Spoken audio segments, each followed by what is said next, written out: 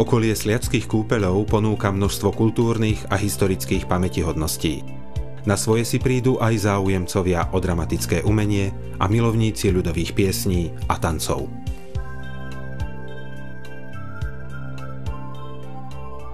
V samotnom meste Sliač sú okrem kúpeľného areálu aj ďalšie miesta, ktoré sa oplatí navštíviť. Napríklad kostol svätého Mikuláša, o ktorom existujú záznamy už z roku 1263. Viackrát bol prestavaný, no napriek tomu sa tu zachovali niektoré pôvodné gotické prvky. V tesnej blízkosti kostola je zvonica s 5 zvonmi, z dielní moravských a slovenských zvonárov.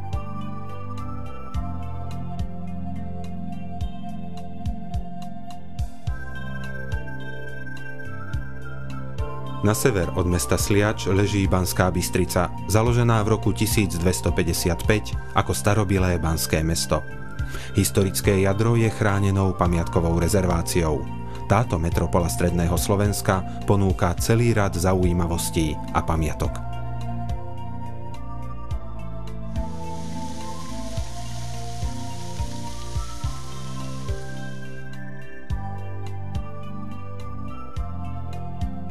Južným smerom je mesto Zvolen s dominantou Zvolenským zámkom.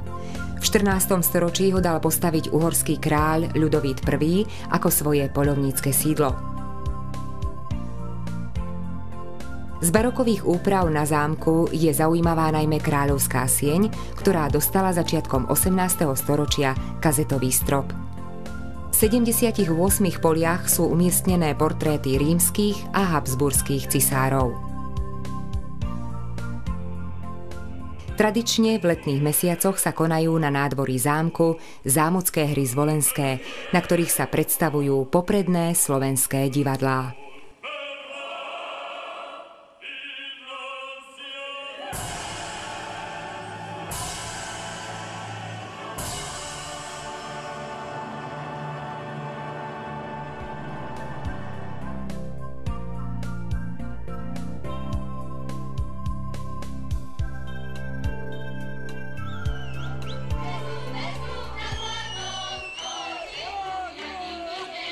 Milovníkov ľudového umenia, piesní a tancov určite poteší návšteva podpolianských folklórnych slávností v Detve, na ktorých vystupujú desiatky súborov z celej Európy.